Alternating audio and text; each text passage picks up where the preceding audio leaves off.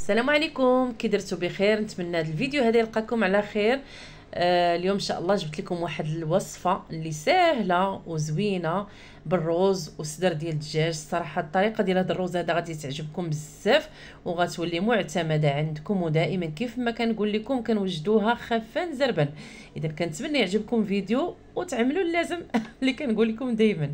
اذا هنا اول حاجه غادي ناخذوا واحد زلافه ديال الروز اللي غادي نغسلوها على هذا الشكل هذا، غنحيدوا من هذاك النشا صافي وغادي نصفيو، وغناخذوا واحد الطنجره اللي فيها الماء، غنديروا فيها شويه ديال الملحه وغنعودوا نوضعوا داك الروز ديالنا كيطيب.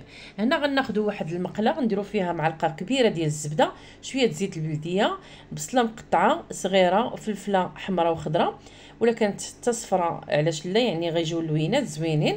صافي كنخليهم يتشحروا، ومن بعد غندوزو للصدر ديال الدجاج اللي غنوضعوا فيه شويه ديال الملحه وشويه ديال البزار، وغادي نضيفوا شويه ديال التحميره وتحميره ديال تحميره مدخنه، يعني تحميره فيمي، وشويه ديال الصلصه ديال الباربيكيو، شويه ديال الحرور، وواحد المعلقه صغيره ديال بودره الثومه اولا دريس ديال الثومه.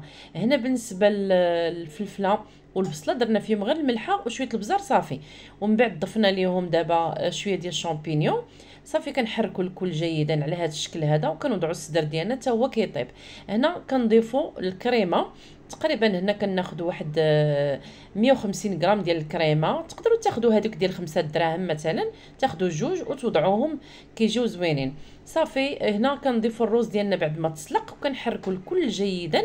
صراحه كيجي لذيذ بزاف هذا الروز هذا، كنتمنى تجربوه.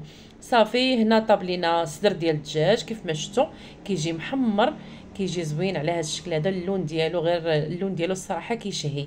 صافي كنوضعوه هكا في البلا ديالنا الروز، ومن بعد كنوضعوا حداه الصدر ديال الدجاج. وصفه زوينه كنتمنى تجربوها، وما تنساونيش من لايك والتعاليق الزوينه ديالكم، والناس اللي عاد دخلوا يتابوناو باش يوصلهم كل ما هو جديد. ومرحبا والف مرحبا بالناس الجداد اللي دخلوا عندي، وكنرحب دائما بالناس القدام لانهم هما اللي دعموني، وهاد القناه راه ديالكم ماشي ديالي بوحدي. كنتمنى يعجبكم هذا الفيديو وتبارطاجيوه مع الحباب باش تعم الفائده. الى فيديو قادم، والسلام عليكم ورحمه الله وبركاته.